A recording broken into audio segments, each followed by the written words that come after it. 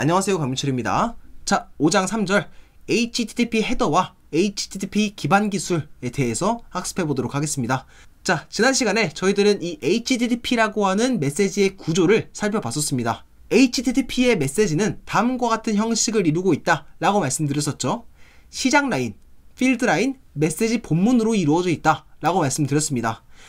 요청 메시지의 경우에 시작 라인은 요청 라인이 되고, 응답 메시지의 경우에 이 시작 라인은 상태 라인이 된다 라고도 말씀드렸습니다. 이와 관련해서 요청 라인에 명시되는 메서드에 대해서 학습을 했었고요. 상태 라인에 명시되는 상태 코드와 이유 구문에 대해서 대표적인 것들을 지난 시간에 학습을 했었습니다. 자, 이번 시간에는 이 필드 라인에 명시되는 다양한 헤더들을 학습해 볼 예정인데요. 앞선 강의에서 말씀드렸던 것처럼 이 필드 라인에는 0개 이상의 헤더가 이런 식으로 콜론을 기준으로 구분되어서 명시가 됩니다. 0개 이상이라고 공식적으로 정의되어 있기는 하지만 오늘날에 사용되는 일반적인 HTTP 메시지의 경우에는 이 헤더가 굉장히 많은 경우가 많다라고도 말씀을 드렸습니다. 아시겠죠? 이번 시간에는 이 필드 라인에 명시되는 대표적인 헤더에는 어떤 것들이 있는지, 그리고 이 HTTP와 그 헤더를 기반으로 사용할 수 있는 대표적인 기술에는 어떤 것들이 있는지 알아보도록 하겠습니다. 자, 이 HTTP의 헤더는 종류가 굉장히 많습니다. 이번 강의에서 다 나열하지 못할 정도로 종류가 굉장히 많아요. 근데 그럼에도 불구하고 자주 사용되는 헤더는 어느 정도 정해져 있습니다. 그 자주 사용되는 헤더들을 하나씩 알아볼 텐데, 제가 임의로 특별한 사전 지식이 필요하지 않은 헤더, 그리고 사전 지식이 필요한 헤더, 이 두 개로 나누어서 설명을 드릴 예정입니다. 이 사전 지식이 필요한 헤더의 경우에는 HTTP의 기반 기술과 관련한 캐시, 쿠키, 컨텐츠 협상 등을 먼저 설명드리고 그와 관련한 헤더들을 설명드려 보도록 하겠습니다. 아시겠죠? 자, 일단 먼저 특별한 사전 지식이 필요하지 않은 HTTP 헤더, 대표적인 헤더들을 알아보도록 하겠습니다. 자, 특별한 사전 지식 없이도 이해할 수 있는 헤더에는 크게 세 가지 종류가 있습니다. 요청에서 주로 사용되는 헤더가 있고요. 응답에서 주로 사용되는 헤더가 있습니다.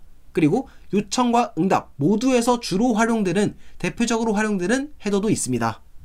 자, 먼저 요청에서 주로 활용되는 사전 지식 없이도 이해할 수 있는 HTTP 헤더에 대해서 먼저 알아보도록 하겠습니다. 자, 가장 대중적인 헤더로는 뭐니 해도 요 호스트라고 하는 헤더를 꼽을 수 있습니다. 호스트는 요청을 보낼 호스트를 나타내는 헤더입니다. 주로 도메인 네임이 이런 식으로 명시가 되고요.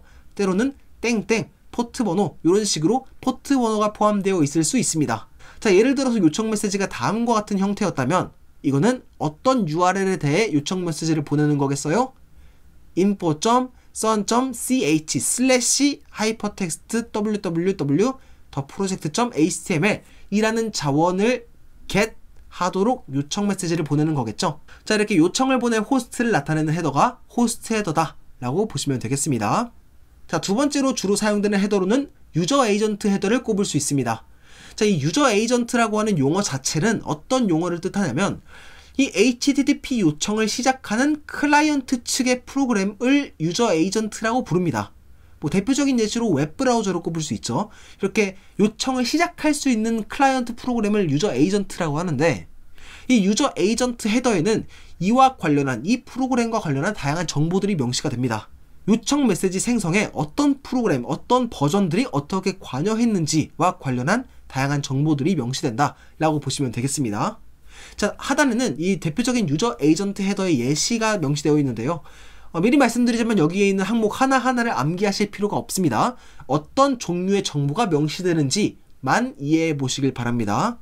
자, 모질라 5.0 요거는 현재 사용하는 웹브라우저가 모질라라고 하는 것과 호환됩니다 를 나타내는 정보인데, 사실상 오늘날의 대부분의 웹브라우저가 모질라와 호환되기 때문에 그냥 대부분의 요청 메시지의 유저 에이전트에 포함된 정보 정도로만 이해하셔도 되고요.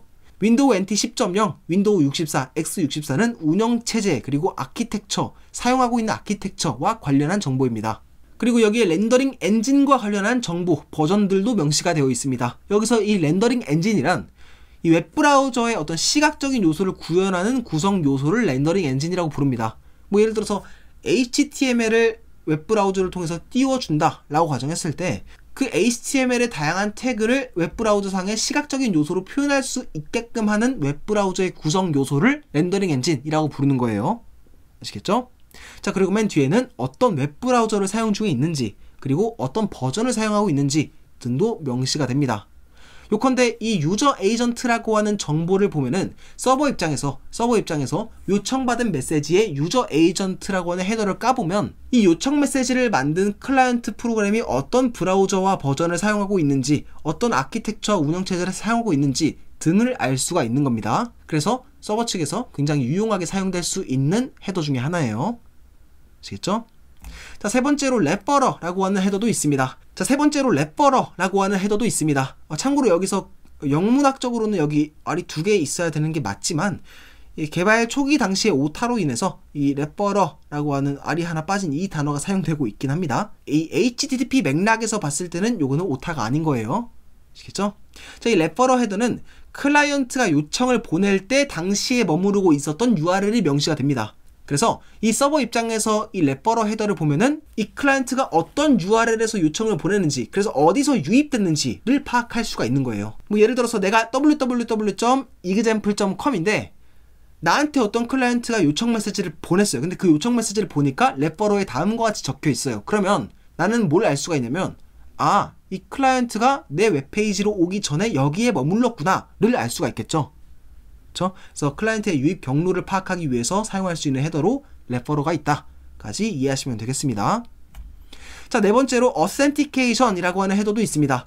이 클라이언트의 인증 정보를 담고 있는 헤더인데요. 앞선 강의에서 제가 클라이언트가 모든 종류의 자원에 인증 없이 접근할 수 있는 것은 아니다, 때로는 인증이 필요할 때가 있다 라고 말씀을 드렸습니다.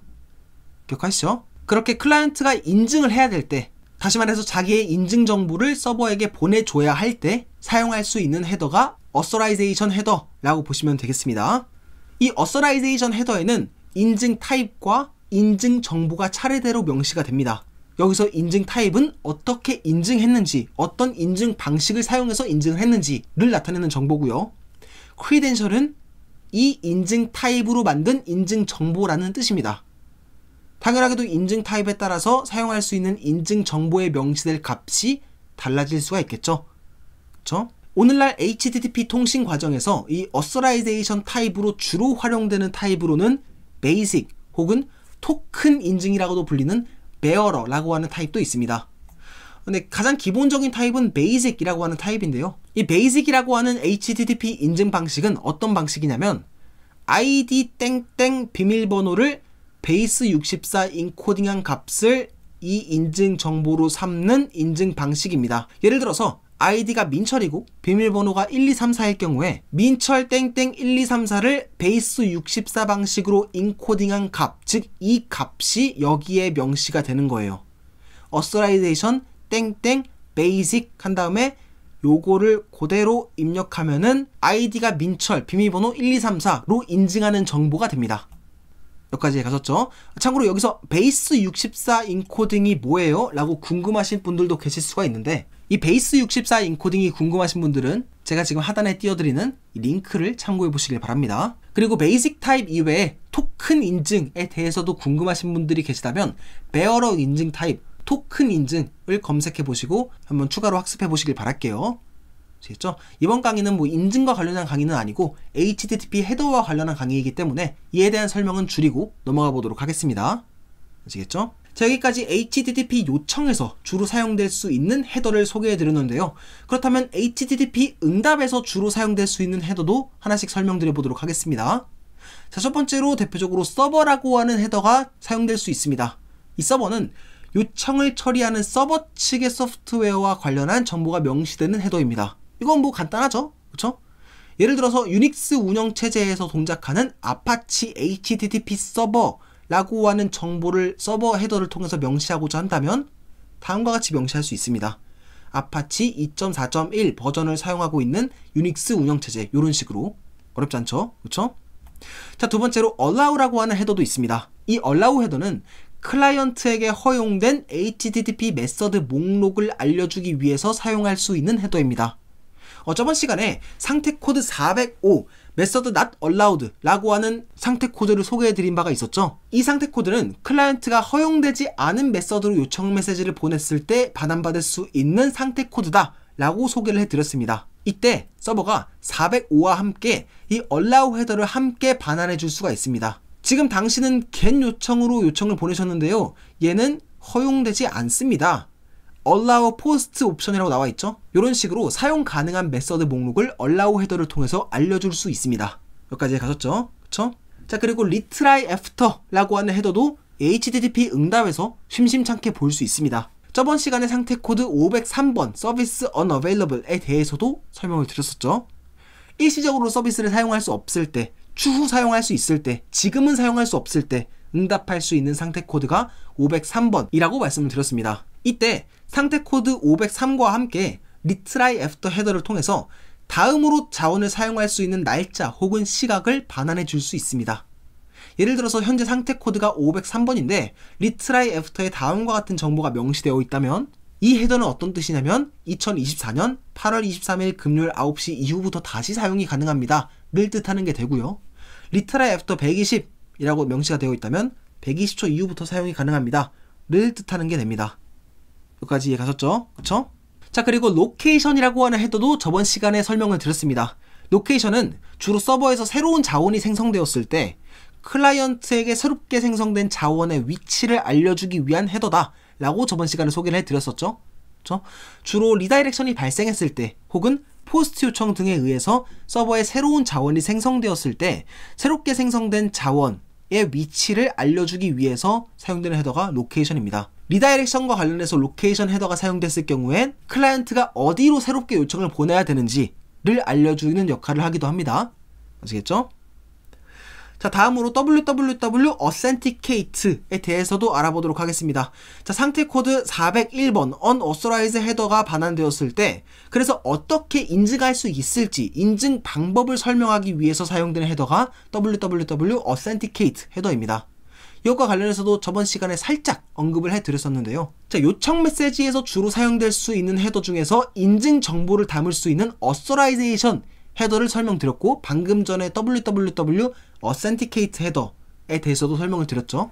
그쵸? 자, 그러면 요청 메시지에서 사용 가능한 authorization 헤더, 응답 메시지에서 응답받을 수 있는 www authenticate라고 하는 헤더, 이 두 개를 통해서 어떻게 베이직 타입의 HTTP 인증이 이루어지는지 단계별로 한번 알아보도록 하겠습니다. 이 과정을 토대로 요청 메시지의 authorization 헤더, 응답 메시지의 www authenticate 헤더, 그리고 상태 코드 401번, 그리고 베이직 타입의 HTTP 인증 과정을 종합적으로 이해해 보시길 바랍니다. 아시겠죠?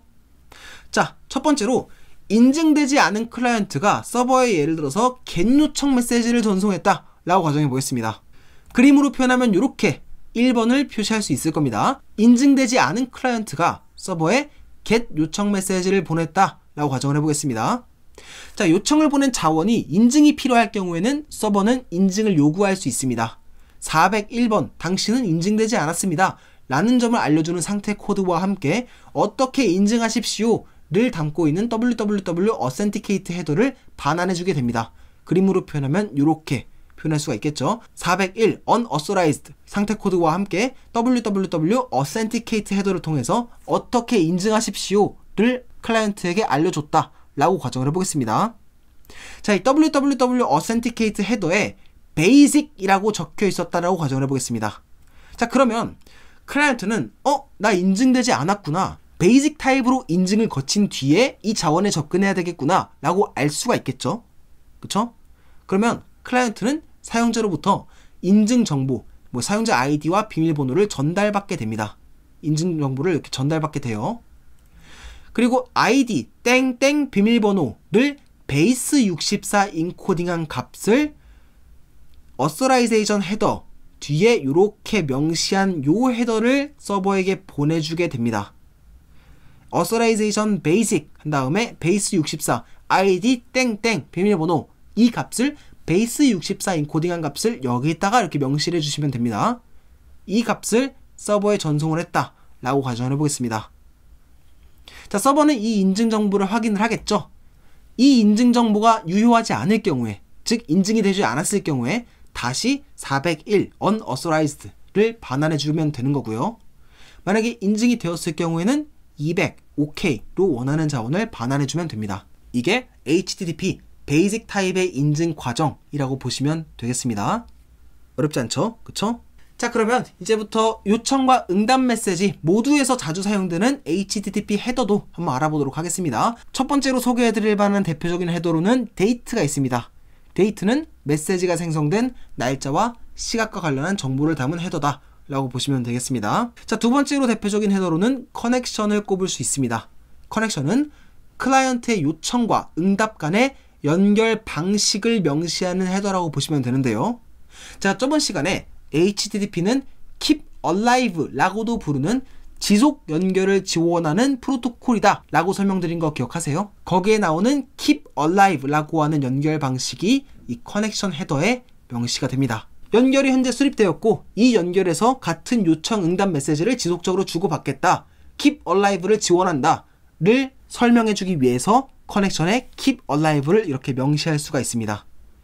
그리고 커넥션을 종료할 때, 연결을 종료할 때 close를 이렇게 명시할 수도 있어요. 아시겠죠? 자, 그리고 컨텐트 랭스라고 하는 헤더도 요청과 응답 모두에서 활용 가능한 대표적인 HTTP 헤더라고 볼 수 있습니다. 이거는 짐작하실 수 있다시피 메시지 본문의 바이트 단위의 길이, 바이트 단위의 크기를 명시할 수 있는 헤더입니다. 요거는 뭐 어렵지 않으시죠? 그쵸? 자, 그러면은 컨텐트 타입, 컨텐트 랭귀지, 컨텐트 인코딩이라고 하는 HTTP 헤더도 같이 한번 알아보도록 하겠습니다. 이 세 개의 헤더를 같이 알아보는 이유는 이 세 개의 헤더는 표현 헤더의 일종으로 같이 묶이기 때문입니다. 여기서 이 표현, representation은 이번 강의의 뒤에서 한 번 더 언급해 드릴 예정입니다. 지금으로서는 메시지 본문을 어떻게 표현할지와 관련한 헤더다 정도로 이해하시길 바랍니다. 아시겠죠? 자, 요 세 개의 헤더는 굉장히 중요하거든요. 그래서 꼭 잘 기억해 두시길 바랍니다. 이 중에서 먼저 컨텐트 타입 헤더부터 알아보도록 하겠습니다. 이 컨텐트 타입 헤더는 메시지 본문에서 사용된 미디어 타입이 무엇인지를 나타내는 헤더입니다. 미디어 타입에 대해서는 저번 시간에 배웠죠. HTTP는 미디어 독립적인 프로토콜이다. 메시지 본문에 표현할 수 있는 자원의 종류는 뭐 텍스트 파일, HTML 파일, mp3 파일, png 파일 등등 다양하다. 그리고 그렇게 다양한 자원의 종류는 웹 세상의 확장자와도 같은 미디어 타입으로 표현 가능하다 라고 말씀드렸습니다. 컨텐트 타입 헤더에 명시된다 라고 이해하시면 되겠습니다. 자, 다음으로 컨텐트 랭귀지 헤더도 한번 보도록 하겠습니다. 자, 이 컨텐트 랭귀지 헤더는 메시지 본문에 사용된 언어가 무엇인지, 자연어가 무엇인지를 명시하는 헤더입니다. 여기에는 언어 태그가 명시가 되거든요. 컨텐트 랭귀지 헤더에는 언어 태그가 명시가 됩니다. 여기서 이 언어 태그는 다음과 같은 형태로 이루어진 구조를 띠고 있는 정보를 의미하는데, 이렇게 하이픈으로 구분된 첫 번째 서브 태그, 두 번째 서브 태그, 세 번째 서브 태그 이런 식으로 구분된 구조를 갖고 있는 언어를 나타내는 정보 덩어리 정도로 이해하시면 되겠습니다. 여기서 일반적으로 첫 번째 서브 태그에는 언어 코드가 들어갑니다. 언어 코드, 대표적인 언어 코드는 다음과 같습니다. 그리고 일반적으로 두 번째 서브 태그에는 국가 코드가 명시가 됩니다. 대표적인 국가 코드는 다음과 같습니다. 이게 다가 아닙니다. 굉장히 많은데 대표적으로 이런 것들이 있다는 거예요. 여기서 추가적으로 세 번째 서브 태그까지 사용해서 뭐 방언 이런 것까지도 표현할 수 있습니다. 근데 두 번째 서브 태그까지 사용되는 게 일반적이기는 합니다. 아시겠죠? 어쨌든 이 언어 코드와 국가 코드, 첫 번째 서브 태그와 두 번째 서브 태그 이 두 개의 조합으로 어떤 국가에서 사용하는 어떤 언어인지를 나타낼 수가 있습니다. 뭐 예를 들어서 같은 영어라도 미국에서 사용하는 영어를 이렇게 표현할 수가 있고요. 영국에서 사용하는 영어를 이렇게 표현할 수가 있습니다. 한국에서 사용하는 한국어는 이렇게 표현할 수가 있고요. 중국에서 사용하는 뭐 중국어 뭐 이런 식으로 표현할 수가 있겠죠. 그쵸? 이런 식으로 언어 코드와 국가 코드의 조합으로서 어떤 국가에서 사용하는 어떤 언어인지를 나타낼 수가 있고, 이는 컨텐트 랭스 헤더에 명시가 된다 라고 정리하시면 되겠습니다. 자, 마지막으로 컨텐트 인코딩이라고 하는 헤더는 메시지 본문이 압축되거나 혹은 변환됐을 때 이게 어떻게 압축되었는지 그리고 어떻게 변환되었는지를 명시하는 헤더입니다. 예를 들어서 gzip, compress, deflate, br라고 하는 인코딩이 사용되었을 때 이런 식으로 명시를 해줘야지 이 메시지를 받은 주체가 역으로 디코딩을 하거나 압축을 풀거나 변환을 해제하거나 할 수 있지 않겠어요?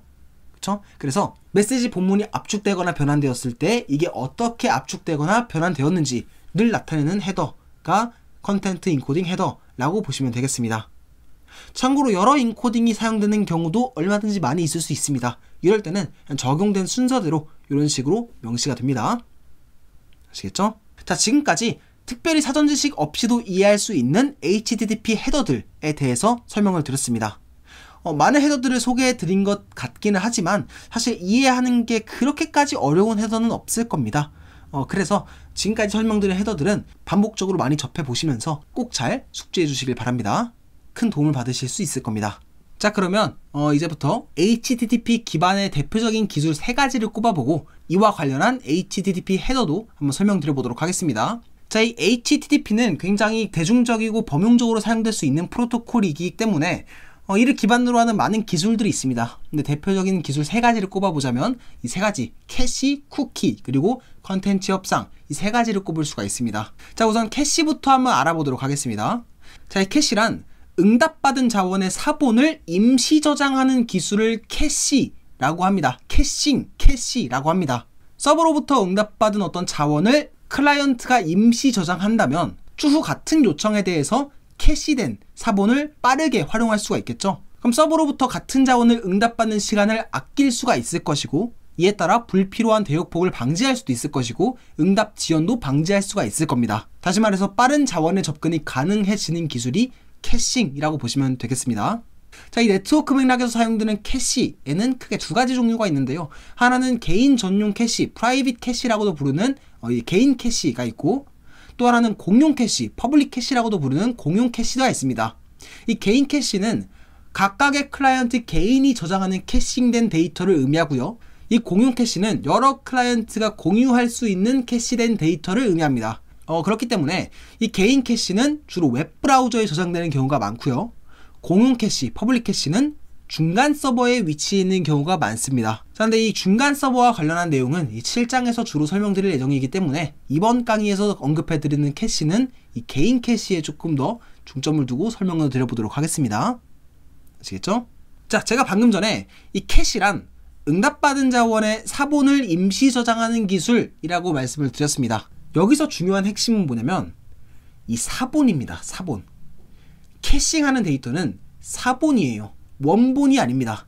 이 당연한 말처럼 들릴 수가 있겠지만 그렇기 때문에 언제든지 원본 데이터와 캐시된 데이터는 달라질 수가 있습니다. 불일치될 수가 있어요. 예를 들어서 클라이언트가 어떤 웹페이지를 요청을 했어요. 그리고 그 웹페이지에 딸려있는 사진을 임시 저장을 했습니다. 캐시를 했어요. 근데 그 사이에 웹페이지가 언제든지 다른 사진으로 변경될 수가 있다는 거예요. 이럴 경우에는 캐싱된 사본 데이터와 원본 데이터가 불일치 되겠죠. 그쵸? 자, 캐시된 사본 데이터와 원본 데이터가 얼마나 유사하냐와 관련한 용어로 캐시 신선도라는 표현이 있습니다. 캐시 프레시니스라는 용어가 있습니다. 이 캐시 신선도란 캐시된 사본 데이터가 얼마나 최신 원본 데이터와 유사한지를 나타내는 척도로서 클라이언트가 저장한 캐시의 신선도가 높을수록 클라이언트는 최신 데이터를 임시 저장하고 있을 가능성이 높아지겠죠. 반대로 캐시 신선도가 낮으면 클라이언트가 참조하고 있는 캐시는 원본 데이터와 달라질 확률이 높을 겁니다. 기껏 빨리 접근을 하는데 이게 옛날 한물 간 데이터를 계속해서 캐싱하고 있다면 당연히 문제가 되겠죠. 최신 데이터를 참고하고 있지 않으니까요. 그쵸? 자, 그렇기 때문에 이 캐싱을 하는 주체들, 클라이언트들은 내가 캐시한 데이터가 얼마나 신선한지를 수시로 확인을 하고 검사를 해줘야 됩니다. 캐시를 항상 신선한 상태로 유지를 해줘야 돼요. 원본 데이터와 유사한 상태로 계속 검사를 해줘야 됩니다. 자, 그렇다면 이 캐시 신선도를 어떻게 검사할 수 있을까요? 내가 지금 참조하고 있는 캐싱된 임시 데이터가 원본 데이터와 얼마나 다른지를 어떻게 검사할 수 있을까요? 가장 기본적인 방법으로는 캐싱된 데이터의 유효기간을 설정하는 방법이 있습니다. 클라이언트가 서버로부터 응답받은 자원을 캐싱할 때 이 캐시된 데이터는 언제까지만 써야 돼? 몇 초만 써야 돼? 라고 유효기간을 설정하는 거죠. 그리고 이 유효기간이 만료되었다면 새로운 데이터를 다시 요청해서 응답받는 방식으로 신선도를 유지하도록 할 수가 있습니다. 이렇게 캐시된 데이터의 유효기간을 설정할 수 있는 방법으로 응답 메시지의 expires 라고 하는 헤더를 사용하는 방법이 있고요. 캐시 컨트롤이라고 하는 헤더에 max age라고 하는 값을 사용하는 방법이 있습니다. 짐작하실 수 있다시피 expires 뒤에 명시되는 이 날짜는 응답받은 이 데이터를 캐시할 경우에 이때까지 쓰세요 를 나타내는 유효 기간을 나타내고요. 캐시 컨트롤 맥스 에이지의 경우에는 초단위 사용 가능한 시간을 나타냅니다. 응답받은 이 데이터를 캐시할 경우에 이 정도만 사용하세요를 나타내는 캐시 유효기간 설정 방법이라고 보시면 되겠습니다. 아시겠죠? 자, 근데 한번 생각해볼까요? 이 유효기간이 끝났다라고 한번 생각을 해봅시다. 그러면 서버로부터 무조건 새로운 데이터를 전부 다 처음부터 다 응답을 받아야 될까요? 생각해보면 꼭 그럴 필요까지는 없을 것 같죠? 유효기간이 끝났어도 서버의 원본 데이터가 변화하지 않았다면 그냥 계속해서 캐시된 데이터를 사용해도 되잖아요. 그쵸? 그래서 클라이언트는 이를 검사하기 위해서 if modified since 헤더를 사용을 합니다. 여기 뒤에는 날짜가 명시가 되는데요. 이 날짜 이후로부터 원본의 변경이 있었니? 를 물어보는 헤더가 if modified since 헤더라고 보시면 되겠습니다. 만약에 클라이언트가 a.png라고 하는 차원을 캐시하고 있었다 라고 가정해 보겠습니다. 유효기간이 끝났다라고도 가정을 해볼게요. 그러면 클라이언트는 이 캐시된 데이터의 신선도를 검사를 해야겠죠. 이를 위해서 클라이언트는 서버한테 이 날짜 이후에 이 데이터가 변경된 바가 있니? 라고 물어볼 수 있습니다. 그때 사용할 수 있는 헤더가 if modified since 헤더인 거예요. 만약에 if modified since 헤더 뒤에 명시된 이 시점 이후로 서버의 원본 데이터가 변경됐다면 새로운 데이터를 응답받으면 되겠죠. 그리고 만약에 변경되지 않았다면 캐시된 데이터를 그대로 계속해서 사용해도 되겠죠. 그쵸? 이게 날짜를 기반으로 서버에게 캐시 신선도를 물어보는 방법, 그와 관련한 if modified since 헤더라고 보시면 되겠습니다. 자, 예시 요청 메시지는 이렇게 명시할 수 있을 것 같아요. 예를 들어서 www.example.com/index.com 이라고 하는 자원을 요청을 했는데 이 날짜 이후로 이 자원이 변경됐니? 를 서버한테 물어보는 요청 메시지라고 보시면 되겠습니다. 만약에 변경이 안 됐다면 캐시된 이 자원을 계속해서 활용을 할 거고요. 클라이언트는 만약에 변경이 있었다면 이 날짜의 index.html이라고 하는 자원이 변경이 됐다면 서버는 새로운 자원을 응답을 받겠죠. 여기까지 이해가셨죠? 그쵸? 어렵지 않죠? 자, 여기서 또 중요한 포인트가 있습니다. 가령 서버가 이 요청 메시지를 전달받았다 라고 가정을 해보겠습니다. 그리고 index.html이라고 하는 자원은 변경되지 않았다라고 가정을 해볼게요.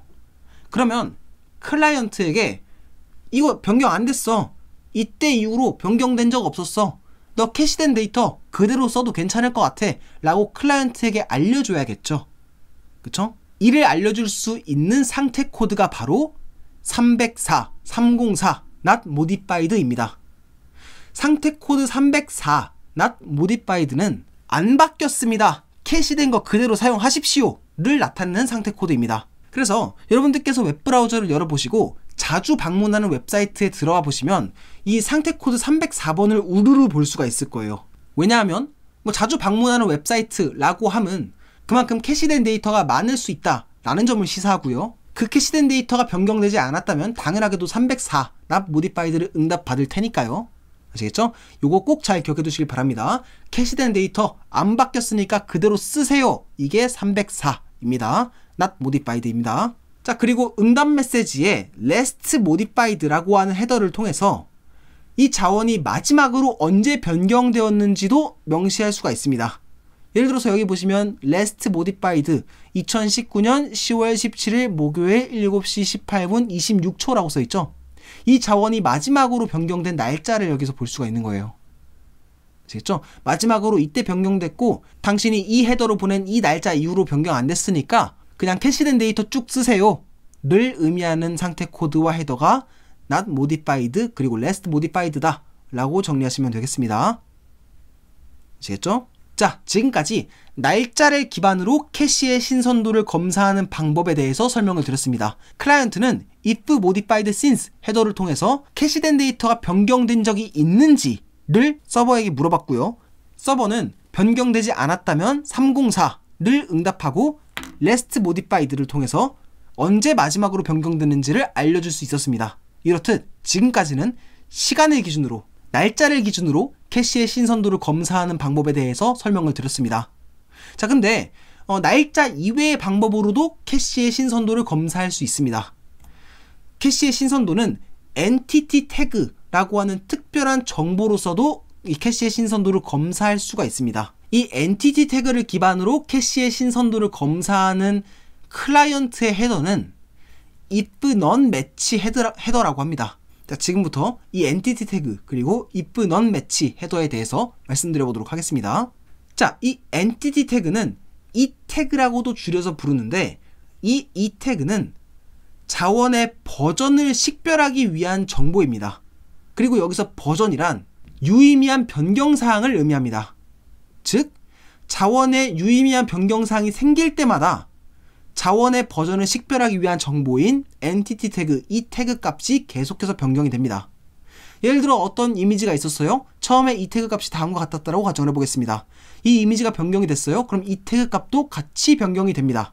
아시겠죠? 만약에 여기서 또 변경이 됐어요. 그럼 이 태그 값도 또 변경이 됩니다. 이렇게 자원의 버전을 식별하기 위한 정보를 엔티티 태그, 이 태그라고도 부릅니다. 만약에 자원이 변경되지 않았다면 이 태그 값도 당연히 변경되지가 않겠죠.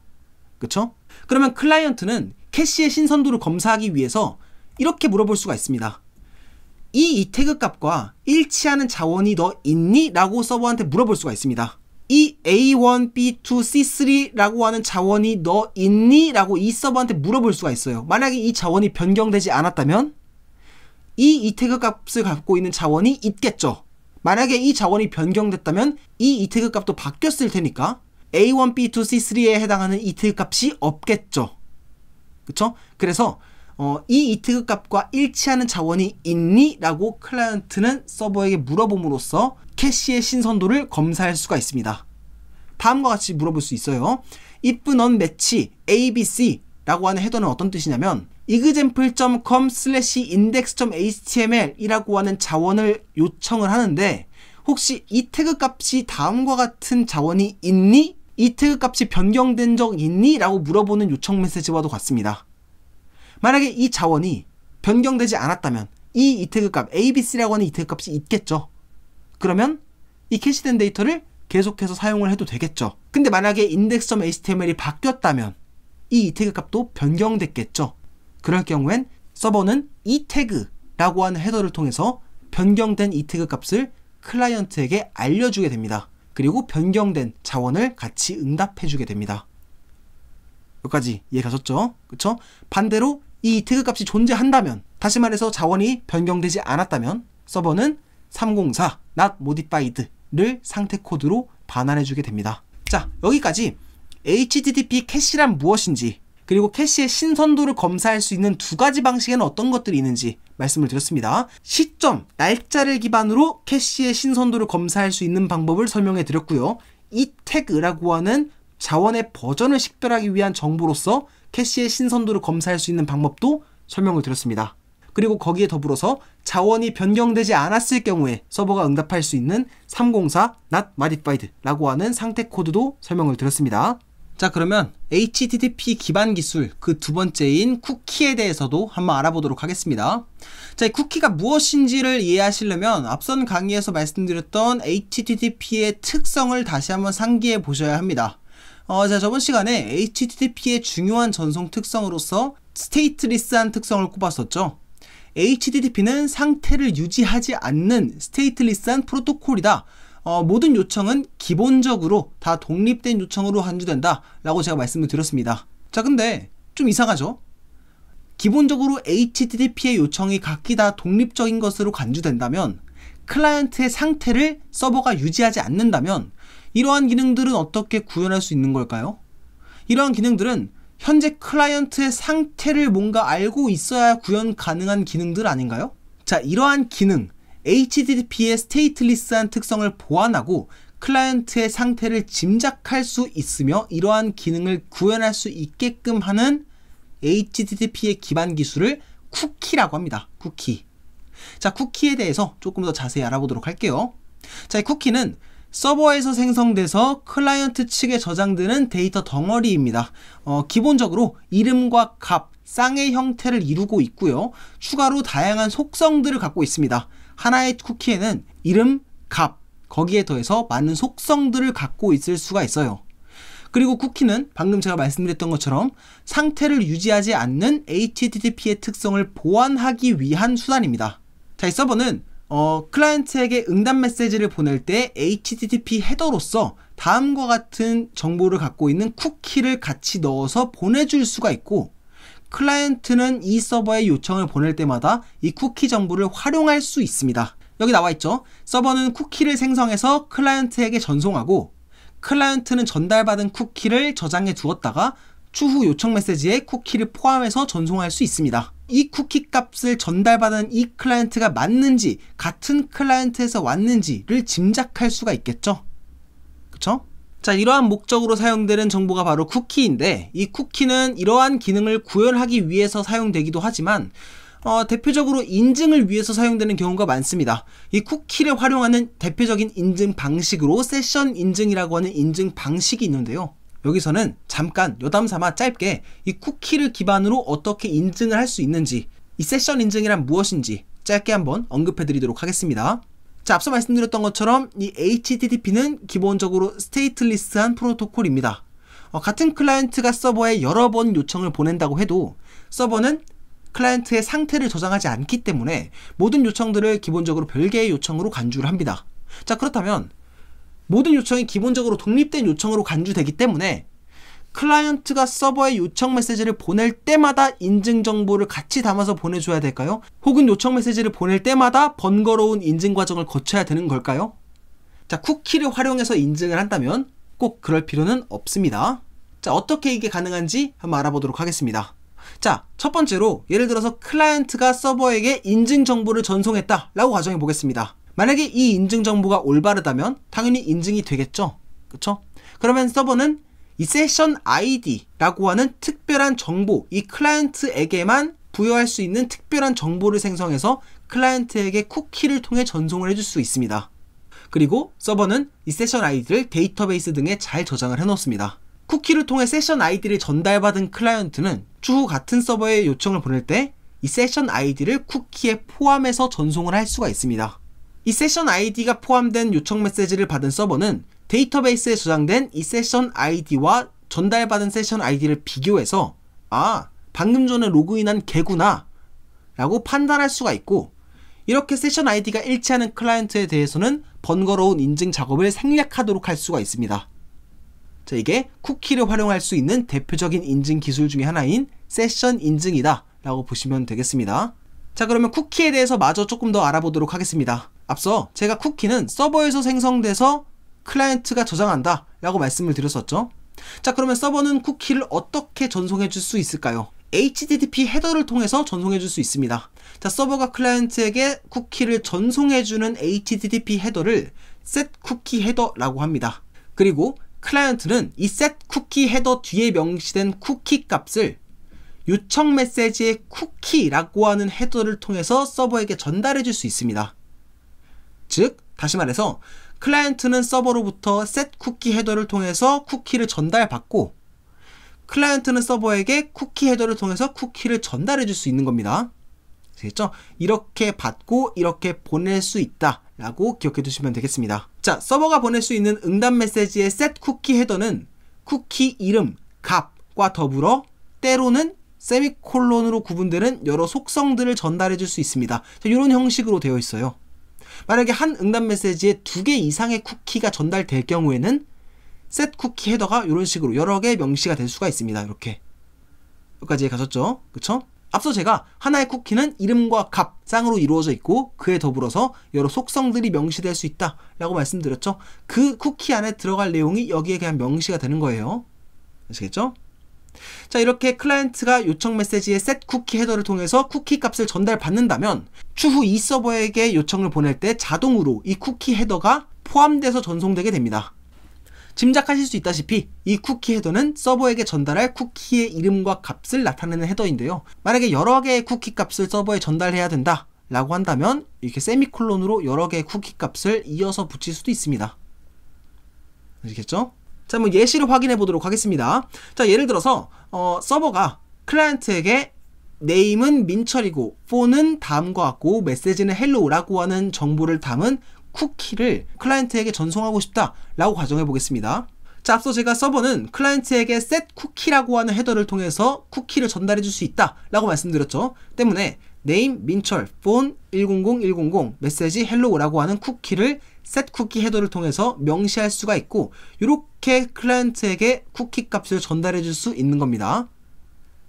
아시겠죠? 자, 그리고 이러한 응답 메시지를 받은 클라이언트는 추후 요청 메시지를 다음과 같이 보낼 수 있습니다. 전달받은 쿠키 값을 쿠키 헤더에다가 포함시켜서 이게 메시지를 보낼 수가 있어요. 아시겠죠? 자, 쿠키는 보통 브라우저에 저장이 되는데요. 이 브라우저에서 저장하고 있는 쿠키 값을 직접 확인해 볼 수도 있습니다. 자, 어떻게 확인해 볼 수 있냐면 F12 등을 눌러서 개발자 도구를 먼저 열어보시고요. 가령 크롬 브라우저에서 개발자 도구를 열어보시고요. 어플리케이션이라고 있을 겁니다. 여기에 스토리지에 쿠키스라고 있을 겁니다. 쿠키스. 여기에 보시면 name, value, 그리고 뒤에 쭈르륵 나와 있는 쿠키의 속성 값들을 볼 수가 있을 겁니다. 여기에 있는 이 한 줄 한 줄이 쿠키 값이라고 보시면 돼요. 서버로부터 전달받은 이 www.hanbi.co.kr 이라고 하는 서버로부터 전달받은 쿠키들이라고 보시면 되겠습니다. 아시겠죠?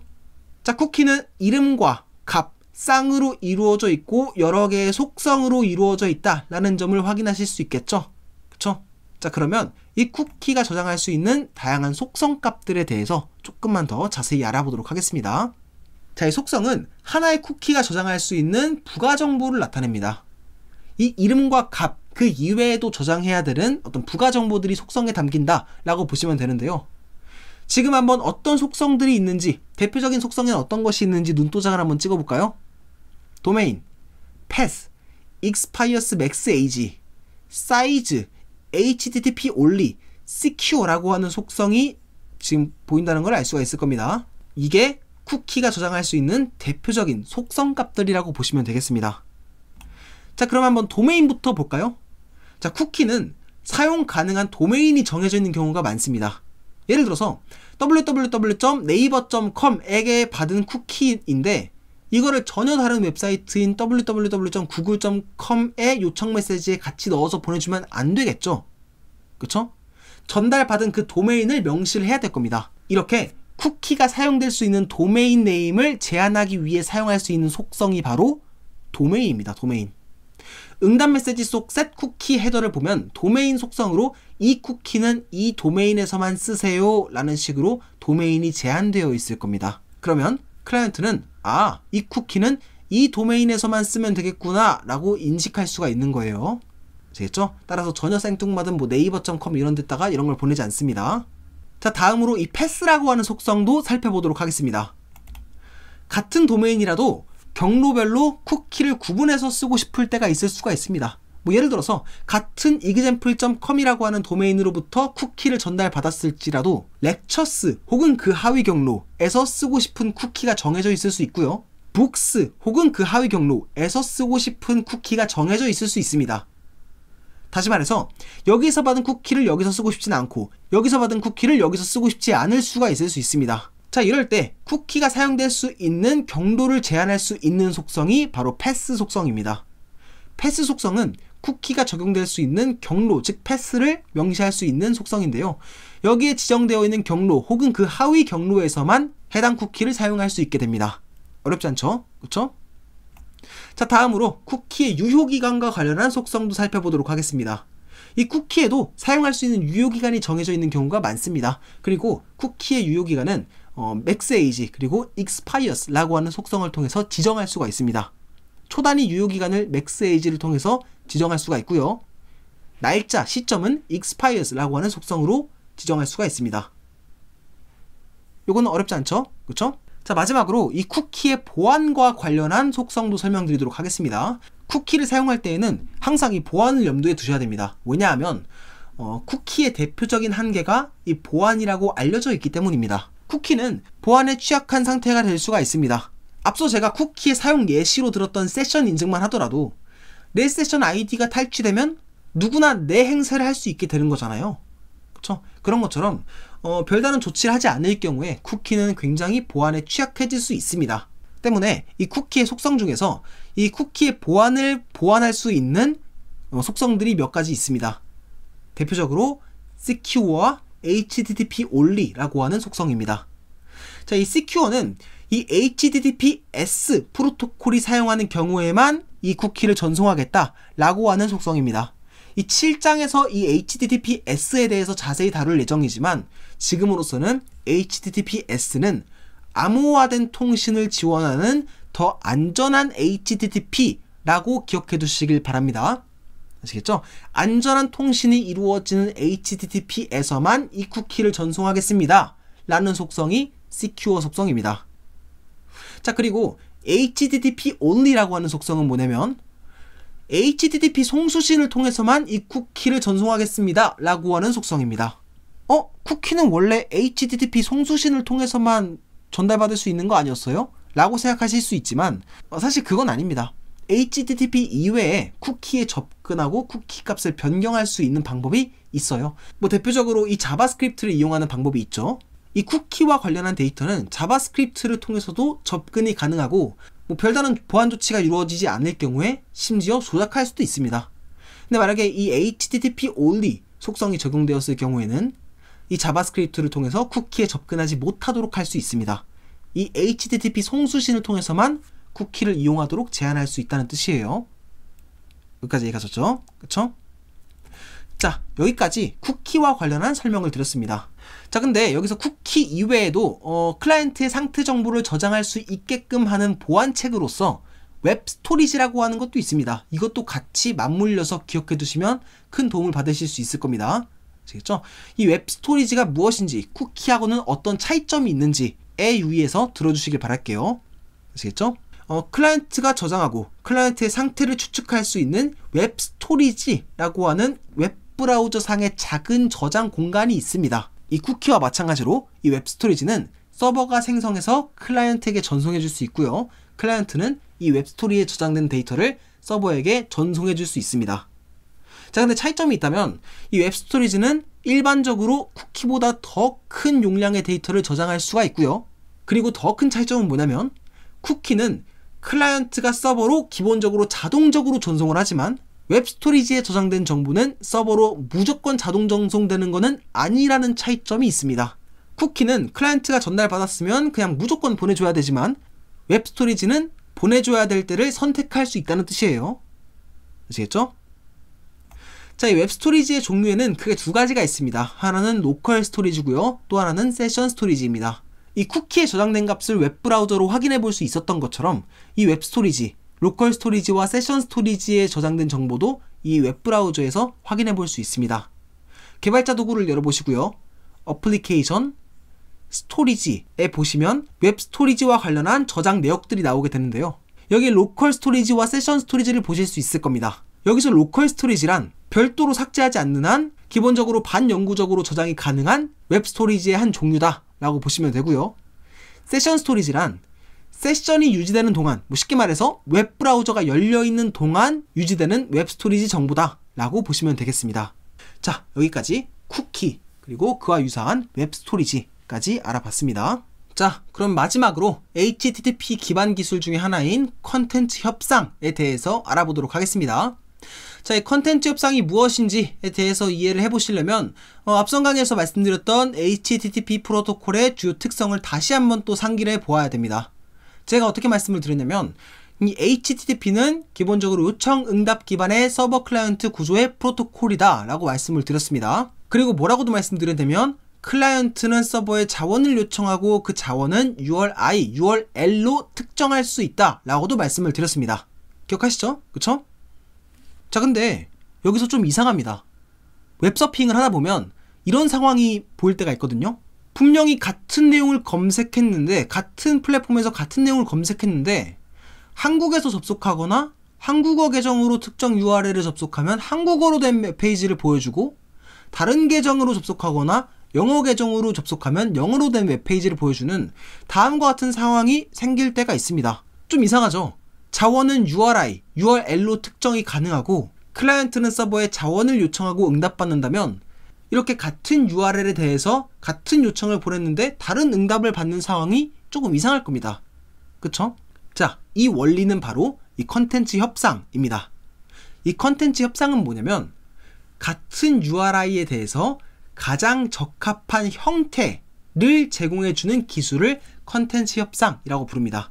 예를 들어서 같은 URI로 식별 가능한 HTML 문서라고 해도 영어가 가장 적합한 자원의 형태라면 영어로 된 형태로 HTML 자원을 제공을 하고, 한국어가 가장 적합한 형태라고 판단이 되면 한국어로 된 형태를 제공하는 것, 이게 바로 컨텐츠 협상입니다. 자, 그리고 여기서 가장 적합한 자원의 형태 있죠. 여기서 이 자원의 형태를 우리는 표현이라고 부릅니다. representation, 표현이라고 부릅니다. 표현, 즉 자원의 표현이란 송수신 가능한 자원의 형태를 나타내고, 컨텐츠 협상은 달리 말하면 클라이언트에게 가장 적합한 자원의 표현을 제공해주는 메커니즘이다 라고 볼 수 있습니다. 여기까지 가셨죠? 그쵸? 그래서 사실은 정말 엄밀하게 따지면 이 클라이언트가 서버로부터 응답받는 거는 자원 그 자체라기보다는 자원의 한 표현이라고 표현하는 것이 조금 더 엄밀한 정의이기는 합니다. 실제로도 이 RFC 문서를 보면은 이 get이라고 하는 메서드가 어떻게 정의되어 있냐면 자원을 습득하기 위한 메서드입니다, 이렇게 정의되어 있지 않고요, 자원의 하나의 표현을 습득하기 위한 메서드입니다 라고 정의가 되어 있습니다. 그래서 사실 정말 엄밀한 정의로는 클라이언트가 HTTP 서버로부터 응답받는 것은 자원 그 자체가 아니라 자원의 한 표현이다 라고 표현하는 것이 조금 더 엄밀하기는 합니다. 아시겠죠? 물론 뭐 그렇게까지 막 엄밀한 정의를 사용하지 않았다고 해서 문제가 발생하거나 하지는 않는다고 생각하기는 합니다. 뭐 클라이언트는 서버한테 자원을 응답받습니다 라고 말한다고 해서 막 누가 몽둥이 들고 쫓아오는 건 아니거든요. 그래서 그냥 엄밀한 정의는 자원의 표현을 전달받는 거다, 표현이란 무엇이다, 그리고 컨텐츠 협상이란 무엇이다, 이 정의는 꼭 알고 계시는 선에서 학습하시면 될 것 같습니다. 아시겠죠? 자, 그러면 컨텐츠 협상과 관련한 다양한 HTTP 헤더에 대해서 알아보도록 하겠습니다. 대표적인 헤더는 다음과 같습니다. 가장 먼저 accept라고 하는 헤더가 있습니다. 이 accept는 선호하는 미디어 타입을 명시하기 위한 컨텐츠 협상 관련한 HTTP 헤더입니다. 예를 들어서 요청 메시지에 다음과 같이 accept text HTML 이라고 적혀 있다면 이 클라이언트는 HTML 파일 형태의 자원의 표현을 전달받고자 한다 라는 점을 알 수 있는 거예요. 여기까지 이해가셨죠? 그쵸? 다음으로 이 accept language는 선호하는 자연어를 명시하기 위한 컨텐츠 협상 관련한 헤더입니다. 여기에는 앞서 말씀드렸던 언어 태그가 명시가 되고요. 예를 들어서 이런 식으로 명시되어 있다면 이 클라이언트는 한국어를 선호한다 라는 점을 알 수가 있는 겁니다. 그리고 accept character set, accept encoding은 짐작하실 수 있다시피 이 클라이언트가 선호하는 문자 인코딩 혹은 압축 방식을 나타낸다 라고 보시면 되겠습니다. 어렵지 않죠? 그쵸? 자, 근데 여기서 클라이언트가 여러 개의 미디어 타입을 선호할 수도 있잖아요. 여러 개의 언어를 선호할 수도 있잖아요. 마찬가지로 여러 개의 인코딩과 압축 방식을 선호할 수도 있잖아요. 그쵸?